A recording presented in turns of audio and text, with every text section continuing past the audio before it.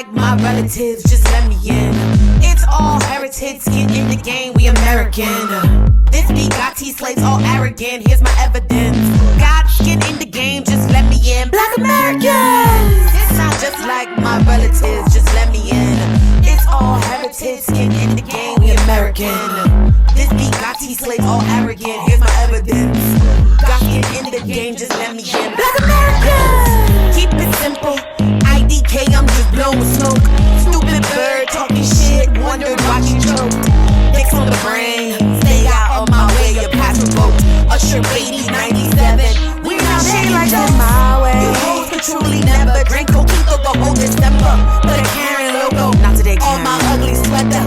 All I want for New Year's is to clear my sector. Alien superstar, apply the pressure, it's like architecture. This I'm just like my relatives, just let me in. It's all heritage, skin in the game, we Americans. This Bugatti slaves all arrogant, here's my evidence. Got skin in the game, just let me in. Black Americans! This I'm just like my relatives, just let me in. It's all heritage, skin in the game, we American. This Bugatti slaves all arrogant, here's my evidence. Got skin in the game, just let me in. Black Americans. Something to go for, these are glorious days. Something to kill for, this that notorious way. Black on black everything, lifted every voice and made it sing. Brooklyn's up to bat, lucky 42, I'll take a swing. Just on my ring, feels like a king. We out in Episville, still got massive pill, we in the Lionpit. Let me call Jay up and close the deal. Forever urban, you can put that on my seal. Broke down all color barriers, I drink where I want when I sit where I feel.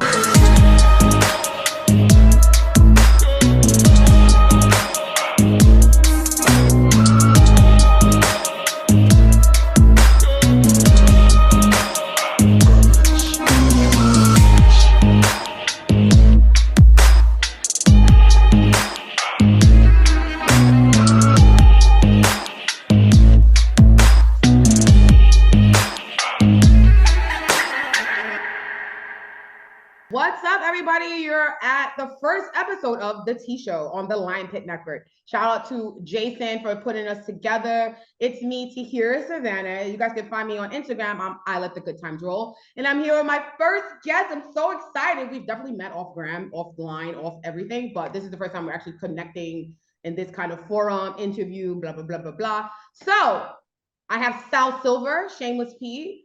He's on Instagram at Silver2Platinum. We kind of connected when I was out doing my management stuff out in California.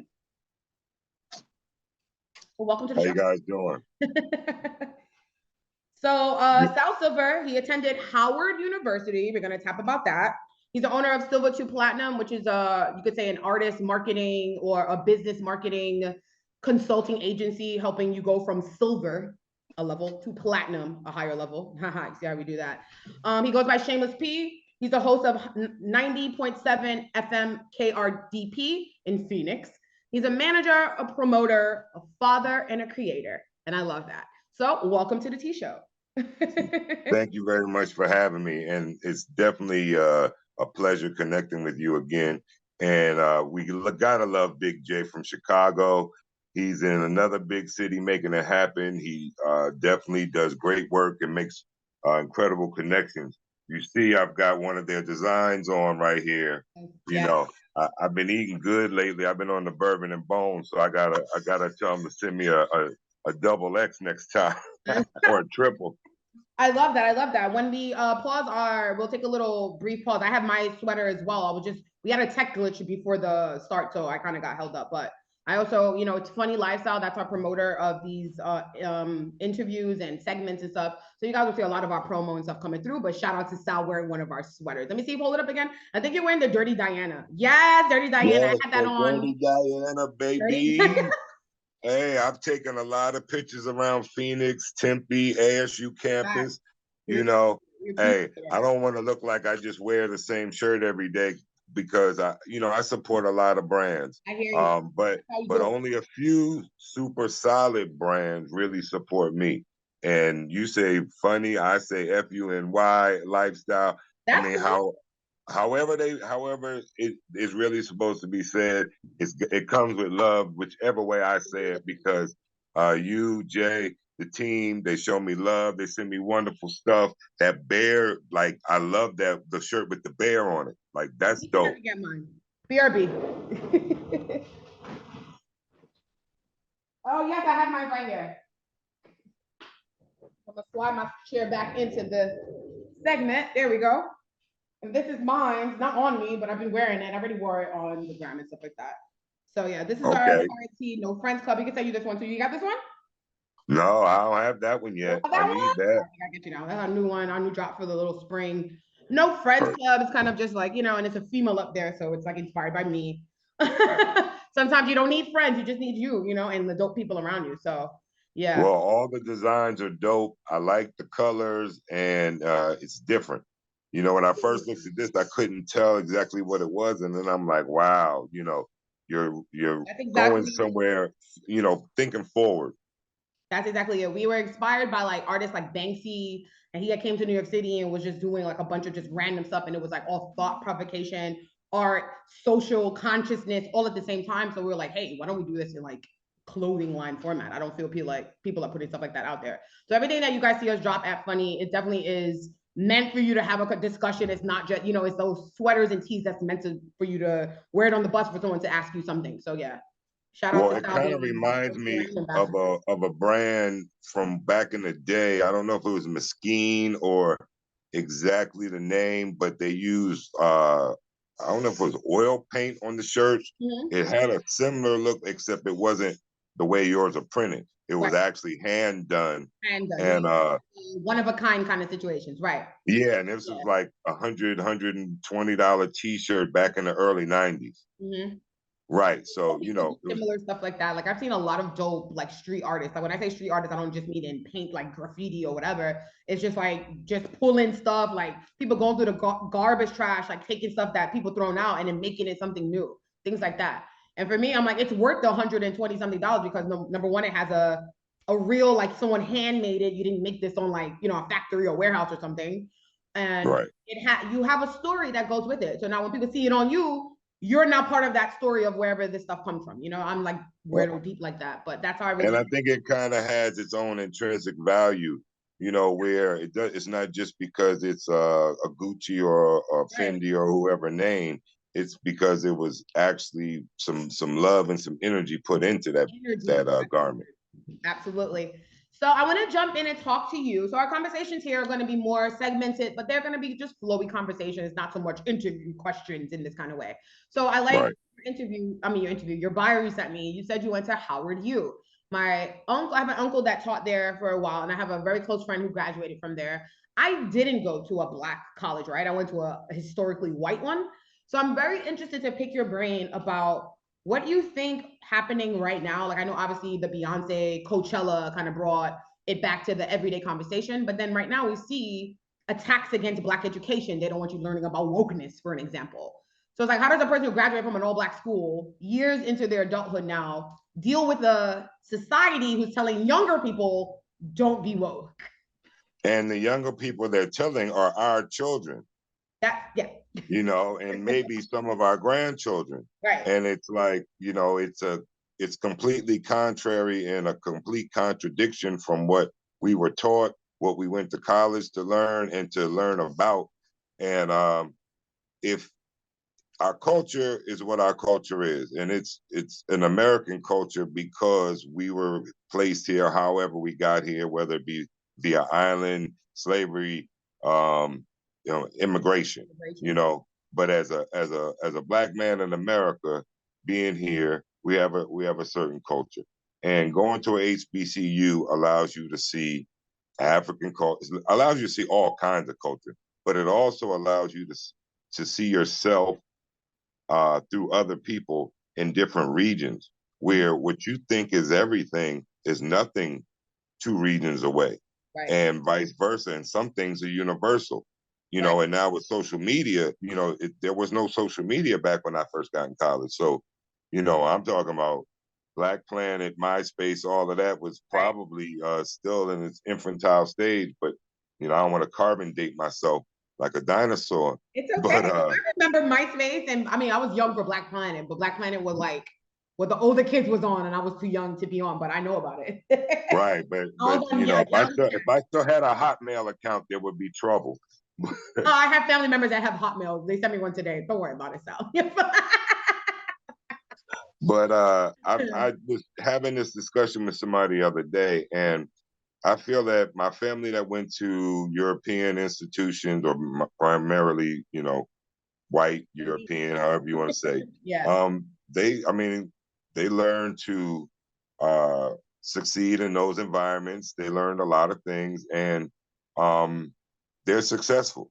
You know, the ones that went to HBCUs, same thing, and they're successful. The difference is, I felt like growing up in a black neighborhood, but going to a predominantly white high school and junior high or what have you, and being the minority in school, but the majority at home, it was a little weird in school. And it wasn't, I liked it. I had friends on both sides of the stick or what have you, but it wasn't the same as everyone acted at home. And then when I got to Howard, there was no, well, they act different or they treat you different or what have you. There was nothing but a level playing field for everyone. Now, if you were an athlete, you got some advantages. If you were on scholarship, you got advantages. You know, you're a 4.0 student. Hell yeah, there's advantages. I had advantages because my aunt was the director of general accounting, and my uncle had went to Howard. He had part in building the Blackburn Center. Nepotism. Hey, when I got there, my cousin Raymond Archer was the dean of student life and activities. Listen, I should have sent my thing to you. They would have put me in Howard.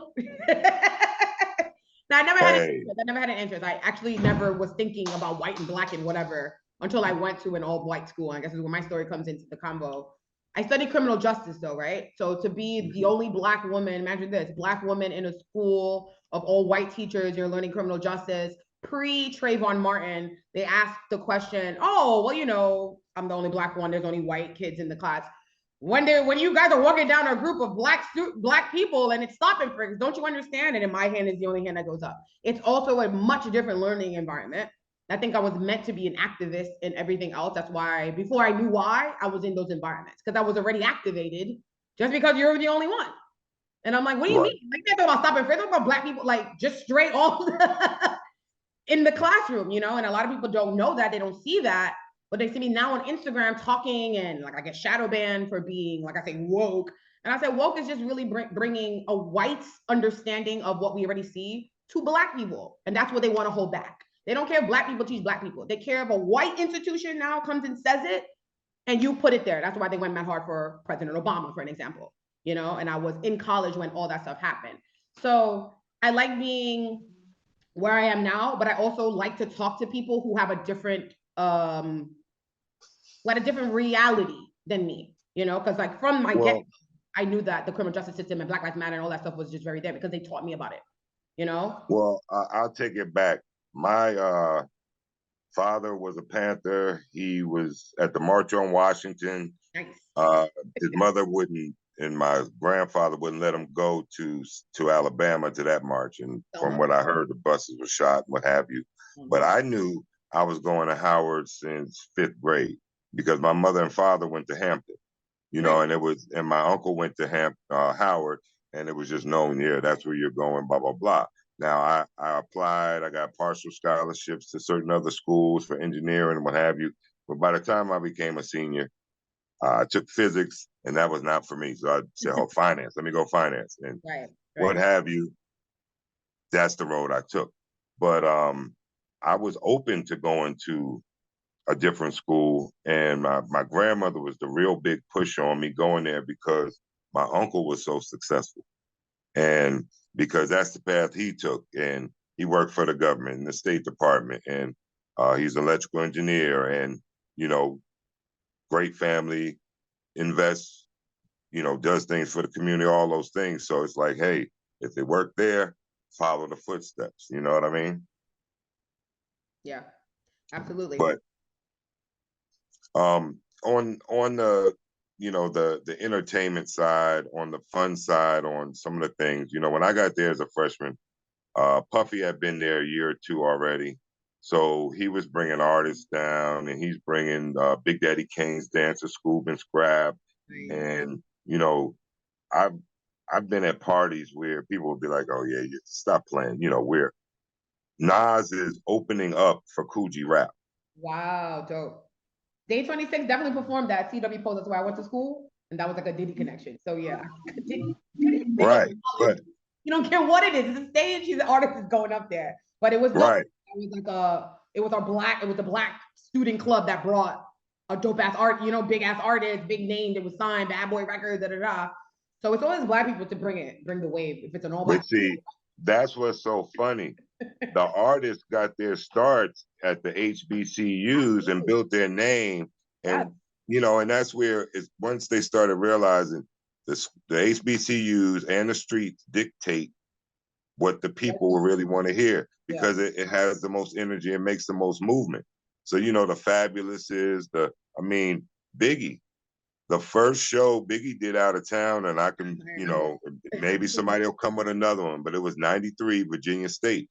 You know, I was just doing security then. You know, I'm a big dude, so that was the first thing. That was my entree to hip hop, other than DJing as a kid and knowing DJs and going to the club. When you do security, do you feel like, aren't y'all like outside the club for the most part? Do you feel like you're No. See, I'm talking about security for the promoters and the team and the artists. Yeah, my guys were the ones that put the whole thing together. It was Cat Mike, Cat Stan Crum, Matt Capalungo. I don't know if you've ever heard of him, but he was one of the big A&Rs at Loud Records who signed Mobb Deep and Dead Prez and Wu-Tang and Big Pun. More because they're doing a lot of, you know, documentaries now on these older art. Well, I guess older, but you know what I mean. Right. I call them grandfather. They're original rappers and whatever. Well, and to touch on that really quick, coming up in rock and roll, Sting, Bon Jovi, the Beatles, all those people are revered and get bigger and bigger checks as they get older and make more royalties. Only in hip hop, oh, you are old goat. You know, OG stands for old goat instead of, you know, original gangster or something good. You know what I mean? Right. And we have to salute. I mean, think about the 90s. And I had to really put it in perspective. There were, I want to say more than hundreds, but there were hundreds of great rappers that came out with content that were telling a story. And it wasn't just, I went to your cousin's neighborhood, shot him, shot that one. And remember when, you know, this other crap. Your cousin's neighborhood. I'm like, wait, what? Well, I mean, think about what drill. Think about what they're doing with drill rap right now. Oh, yeah. Some of them even have nice flows, great beats, good style. But guess what? You didn't do anything but snitching yourself, and you didn't say anything. Show me how. Like, I was not a Nelly fan, right? I was. But no, from the beginning. But think about Down Down Baby, right? That song, down, baby. Right? She didn't know Range Rover, something like that. Okay, it was everybody thought it was a poppy radio, blah blah blah. It was a hit, right? Yeah. But do you know what he was talking about in that record? No, I was a child. Doing a drive-by. He was talking about basically a drive-by. Really? I'm going down, down, baby. Ready to let it go, boom, boom. Oh, yeah, you're right. I did hear that. I heard that as I grew up. Someone said that, but I didn't believe it. I was a Nelly fan. I'm like, he doesn't do any ratchet music. No, but he does. But the key was, it was creative enough that the message was hidden inside the message. And just the average baby isn't going to say, oh, I want to go shoot. I'm not going to go shoot up a school over that song. Right. You know, but this other stuff, they're going to come shoot up the school, the nursery, and everything else because they know you coming eventually. Right. If you're about what you're rapping about. You're about what you're rapping about. That's very true. I'm a rapper. I'm T-Slave. You guys know that. You see me, you follow me. My music has always been about, like, I started writing the stuff that I couldn't say, like, at the protest. Like, I didn't find a way to, like, actually get my stuff across. So that's where my lyrics and whatever come from. A lot of people, I think, that start off with that music or whatever, they don't think they're going to become popular. I honestly think that, you know, I think they think it's going to stay right there in their hood. And even though people in their hood know them, they don't think the whole world is about to see them about this. And, you know, and I think that's what has happened to our culture. There has never really been no checks, right? I remember when I first started off, well, I'm still pretty new, but like as I talk to people about T slaves, and they'll show me like, oh, Tahyira, listen to this. And it's like, why they only allow this kind of music to our community? Why are they trying to stop positive rappers or, the Queen Latifahs and the whatever Rhapsodies of the world? Why? It's also that. It's also that. That's why I always talk about our conversation before, the segment before, we talked about our education. You came from an all Black education. I came from an all white one. I'm definitely conscious about what white people are willing to put their money behind just to keep the wokeness out. And it's that. They don't care if we talk about music that are naked or shoot you, because it doesn't have any substance value to our society, to what we're really going through. And there are Well, artists that's why they quieted. not gonna hear them on the radio. That's why they were quiet in Kanye West. And I'm not talking about all his religious talk, but it's about what he was saying, where you can't say something too positive here or about Jesus there, or and about what they're promoting. But and I've dealt with gangster rappers that I love out here that I didn't know their music before I got here. A few that I've met, I've known, but that are real serious folks, that are real family type people, that'll do anything for you if they know you're loyal and you're with them, they're with you. Triple G's in LA, and they're like, T, we got you. And I'm like, I don't want you to hurt nobody. Well, yeah, but the love is extended and it's beautiful. And and if they were in Jersey, or if I'm here now, wherever, I can show the love in return.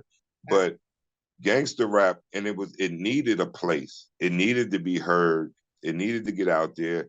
There's a gap in the issue. There's a gap in the time that music reached across the country for the longest.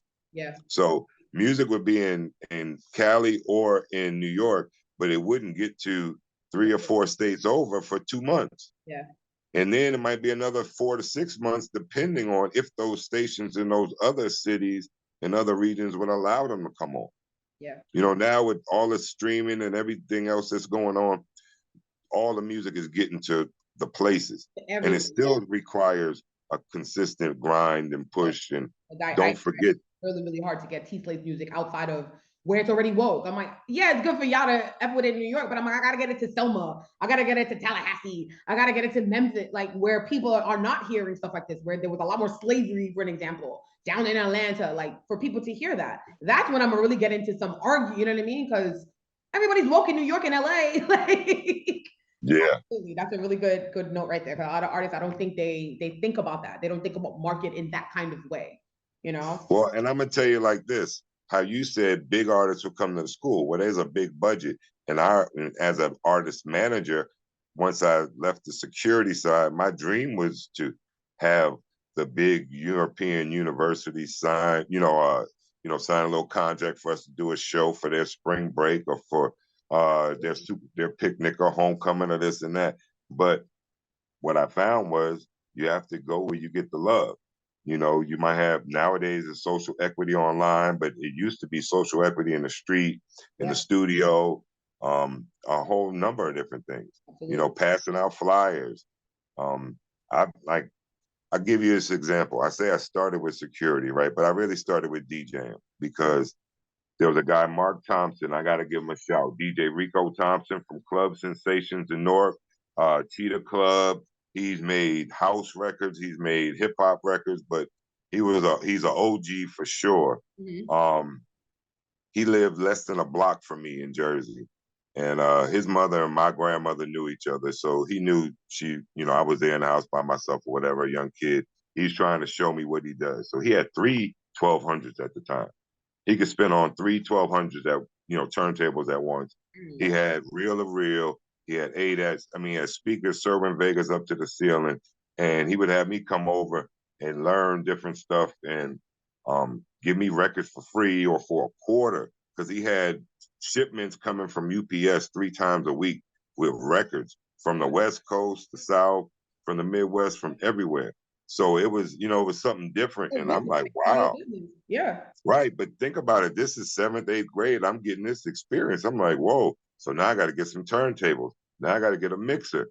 And then, I'm going to buy records. And I'm like, boy, records closed. Which one of this paper route gonna cover, or the snow shoveling gonna cover?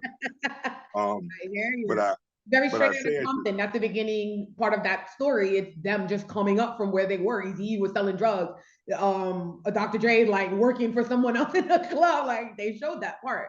Legit. but I was saying that to say, because of what you said about there being the big budget, like these guys, a lot of times that did the shows, like the first show with Biggie, it wasn't a big budget. He got $800 to go to Virginia State from New York. We picked him up, but he $800 back stayed in down there a week. what? 1995. This is 93. Maybe that was This a is lot. 93 before he had a single out. He got one single out on a No record that was single. brand He new. had he didn't have a single out. And he did Big Papa, he did like 5, 6 songs. Right. But the key was he had no single. They gave me the demo and asked me, what you think? Now, Maddie and all them from New York knew, but my guys in DC and Virginia were from Virginia State were asking, what did I think, blah, blah, blah. And I'm like, did you hear the shit? Are you crazy? Hell yeah, you need to bring him. So we brought him, Little Dap, J. Rue, Premier, and then a go-go band. Right. And long story short, all of them are doing really well. Yes. All of them rocked the show. We did Magic City in Petersburg, Virginia. There was a lot of love, but we stayed on campus for a whole week promoting the show. High as Cooter Brown. I'm talking about, we were legalizing it way before, and we were in Virginia, mind you, like way before. There were more strains of weed at this show and on campus than they had ever seen, and nobody bothered them.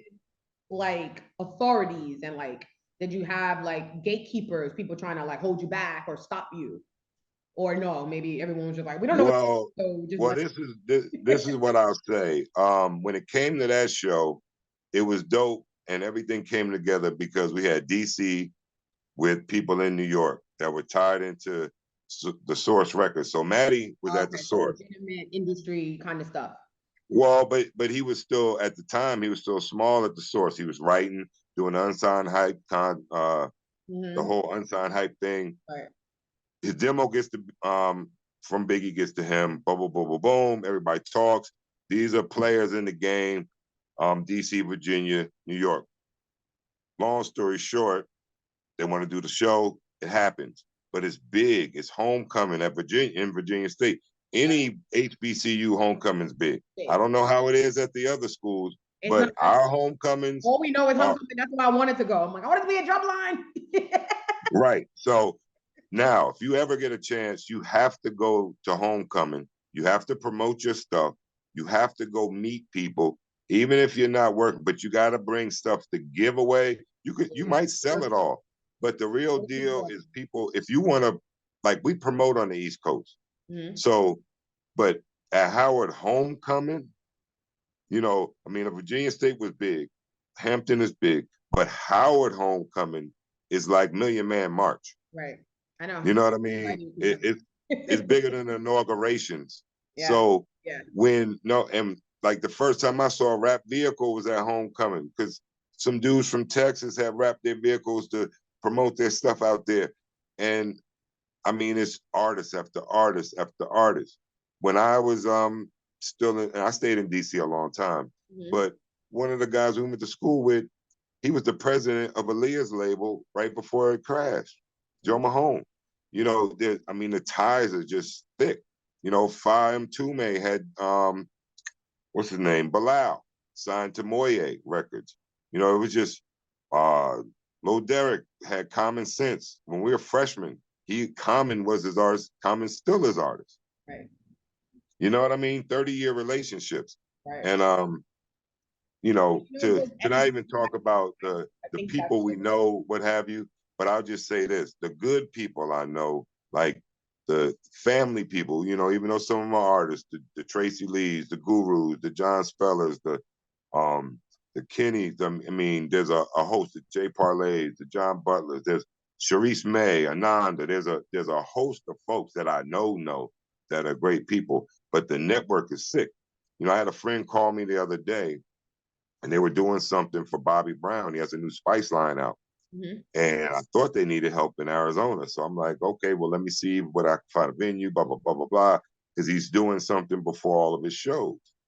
So I find out, no, they need something for Texas and they need something for Chicago, but Chicago's like ASAP.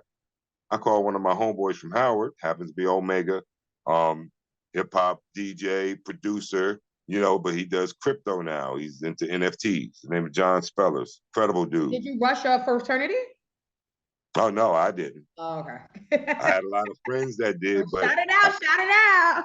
hey, but I had to give him credit, you know. Hey, look, I gotta get a good brother his all his titles. That part. You know. Good. Hey, yeah. But long story short, the great brother is one of the big titles I give him because we used to drink kegs together. We talk mess to people. We've done some wild stuff in college. Gotcha. But as grown men, even then we had each other's back. But as grown men, somebody makes a phone call, it happens. You know, I get on the plane. If I have a layover more than 2 hours in Chicago, he comes and gets me. There's food, drink, what have you. Let's go see Eckerson Park. I'm seeing, yeah, it's happening. So when I made the call, he called me. Next thing I know, he had my people on the line with Bobby Simmons, who has a restaurant there. They got with Bobby Brown's camp. Boom, done deal. Next day, promo, everything went smooth, pictures and everything. And that's like in a flash, and that's that HU connection. And I think people don't realize, you know, we're 1 degree of separation from Jay-Z, you know, right, from Bill Cosby, you know, Felicia Rashad, Debbie Allen, Taraji, I mean, Marlon Wayans. I was at school when Marlon was there. Right.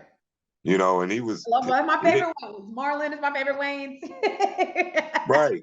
But great people, not real loud, quiet, but you know, he came there on a mission. People go to Howard, and I say this, I don't know about all the other schools, there's different specialties they have. But at Howard, if you're in communications and entertainment, you want to network through international business, that might be where you want to go. I like that. You know, I mean, just you can go down a scroll of people, and it's like, wow, like Sharice May, she's the White House photographer. Mm-hmm. She used to take pictures of us as freshmen all over campus just for fun, and you know, posting them for us, or not posting them then, but showing us, and you know, put them in the school paper or this or that. Right. You know, now she's in I don't know how many different journals and how many different women's groups, and she is the White House photographer. Kamala Harris come where she's at right now, the AKAs, right? I was always against the sorority mindset, just like being in a white school, and also the mentality of it.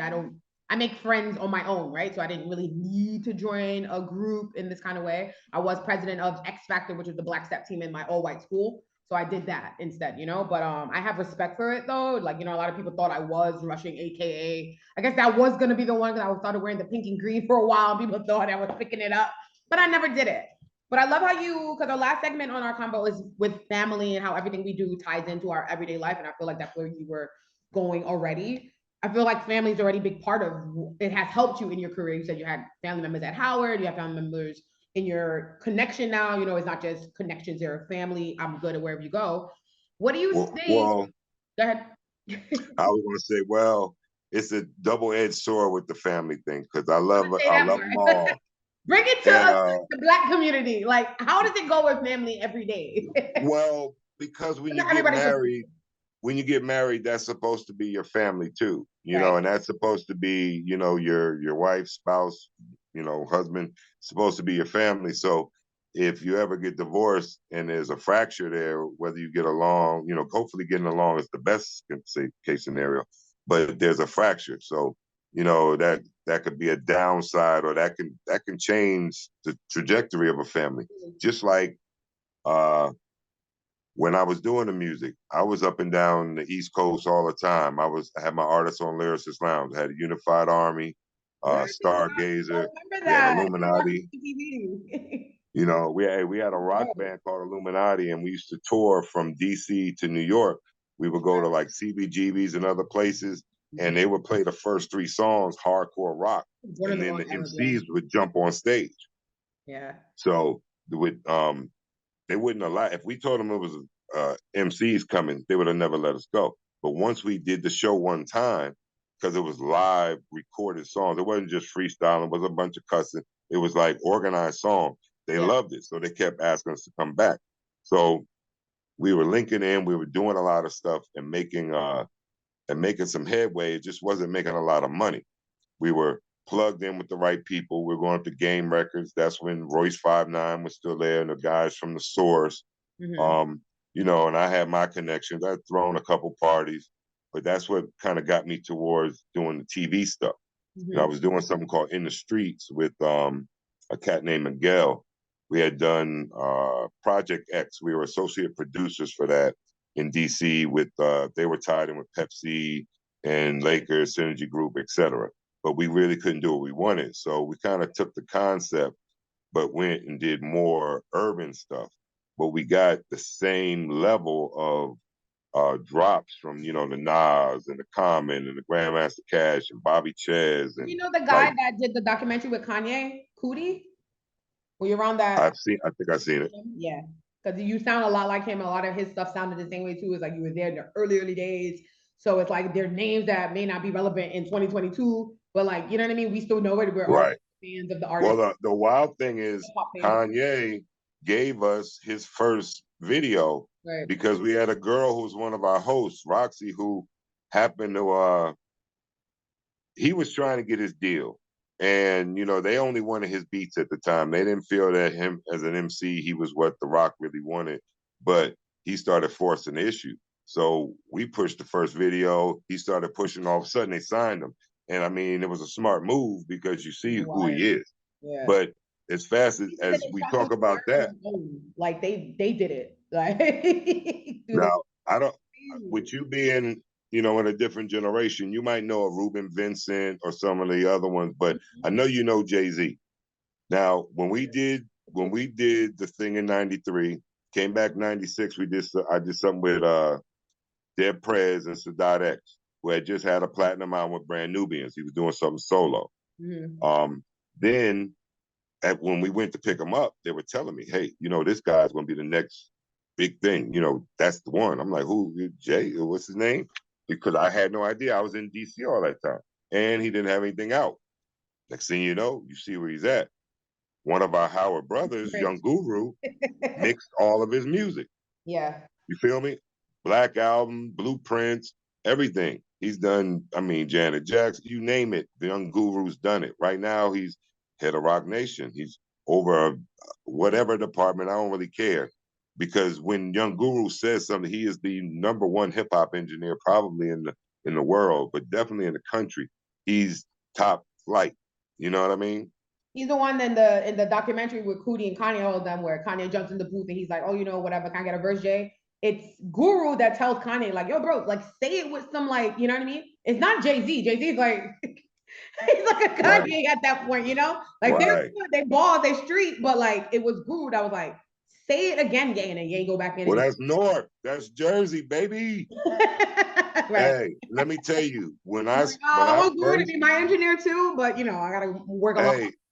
Well, look, you know, you put in you go to Engine Room Studios or holler at them, you might get that. It might cost, but hey, you never know. He might want to sign you. I'm from Brooklyn. He might want to sign you, though. You never know. Yeah. But on the real, you know how we first saw Guru? He was at a DJ competition at Howard in the main ballroom upstairs in the Blackburn Center. And he started spinning in circles and with his elbows. And he did LL Cool J's Pastor J. And as he was saying Pastor J, he was throwing Philly blunts in the crowd. And this is when Phillies were the shit. Right. But you know, think about it. It's the early 90s.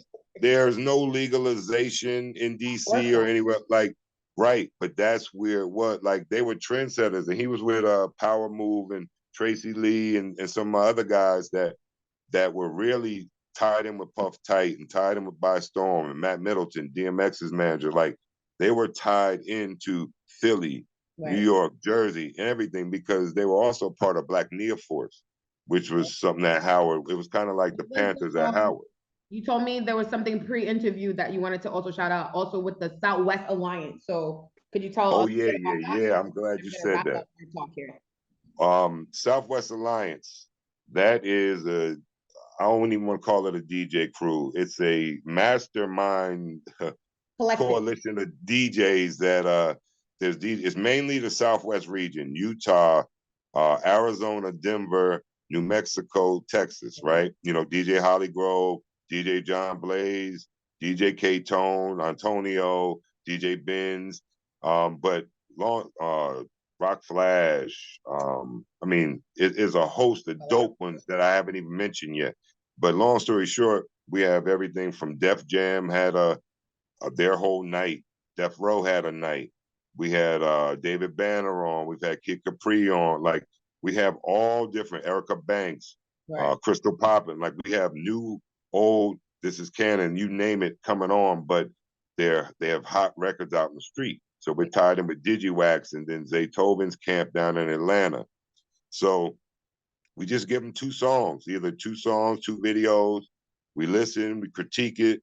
But really, wherever the DJ is, and we've got anywhere from 25 to 50 on the call at any time, but wherever they are, if they're in Alabama and they like your stuff, they're gonna let you know, they're gonna spin your stuff, but we're gonna put it on our playlist and in the Dropbox. But also, they're gonna invite you to come into town and be at the clubs. Opportunities. Right, be at the radio, be at the clubs if there's any events going on. And then we're half our DJs are core DJs, fleet DJ, you know, they're different nerve, they're different DJs that are part of coalitions, but we're not like we're better than somebody else. We're in the Southwest region. We handle our business over here. We would love to help more Cali artists, but they've got their thing going on over there. You can go platinum in Cali by yourself. You know, so if they want to tap in, we welcome. You know, I work with Sebo and other folks. You know, I do stuff with Black Jesus, you know, Slink Johnson. You know, he's incredible. When he comes to Arizona, he calls, and we go out and shoot. And I've been out to LA to his Pimps and Kinfolk, and I'm talking about great people. South Central, like, shows incredible love. When Shameless is out there. Back when I was in Cali, those are your nephews, right? That you tapped me in with? Oh yeah, no, that my nephews, I love them to death. He just finished college, actually, Monte. But no, I'm talking about Black Jesus from Comedy Central.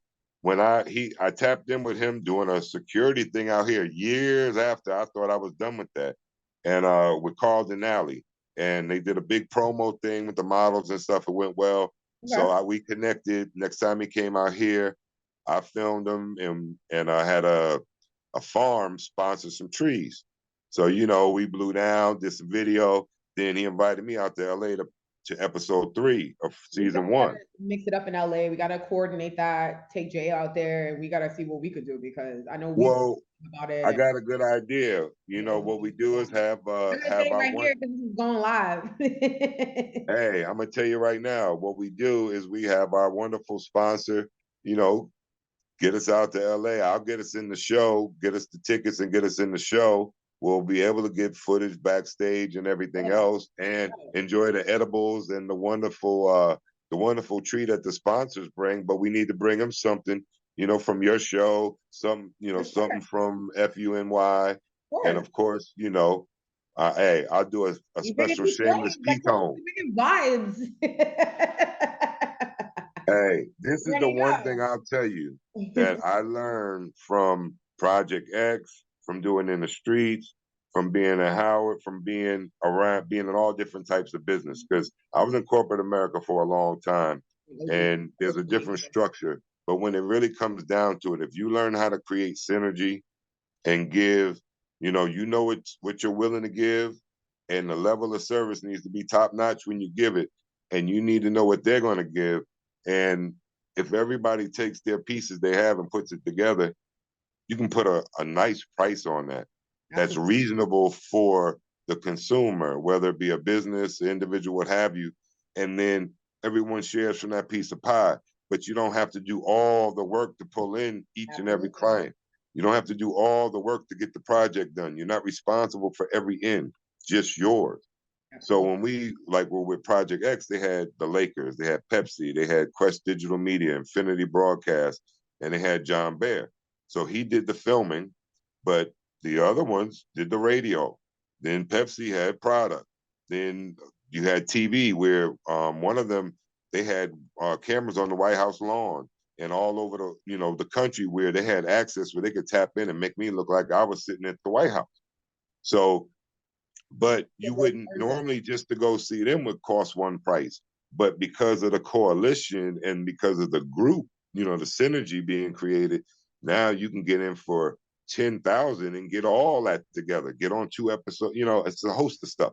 I'm giving up too much game, but at the same time, I'll edit it anyway, bro. I really appreciate you dropping all this game on our first episode of the T show. I think this episode gonna just be called Game because it's like, hey, I love the we T dropping that show. stuff. We had a celebrity, you could say, up here today with me. And I think we definitely have a lot for people to like delve into. I think a lot of people, there's some that we're both Black, but it's like I have a different college experience than yours, but we found a way to still end up on the same path, right? Entertainment, creative, whatever. So I think there's something to say about that for sure. And we talked about family, how it all comes down to a real, you know, a real baseline at the end of the day. I'm not just trying to make money. No, I'm trying to actually feel good at the end of the And day. I stayed away from the negative part of the fam. But you know, when I got out to Arizona, I got divorced after I was here for a little while. So that's kind of that. Hey, but that got me back to the music because I had years and years that I facilitated some things with music. I helped people with the studio, what have you.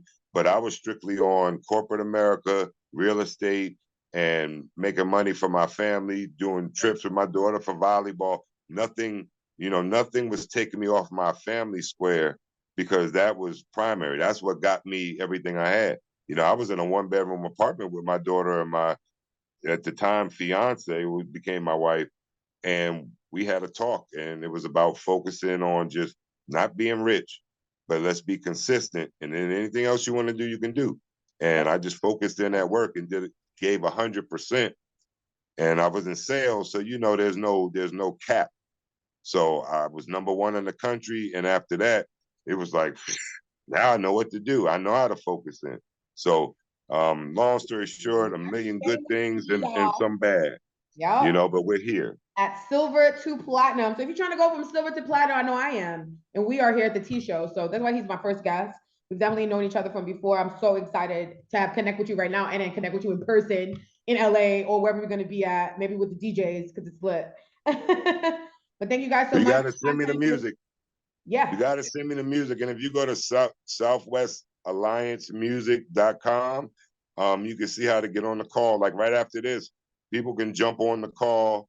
Usually we let DJs come. I could have you come on the call and stay muted, but just so you can hear what artists are coming on, how they present, how the DJs, you know, communicate with them, how our host runs the I have to runs run, it. but I can be on muted for sure.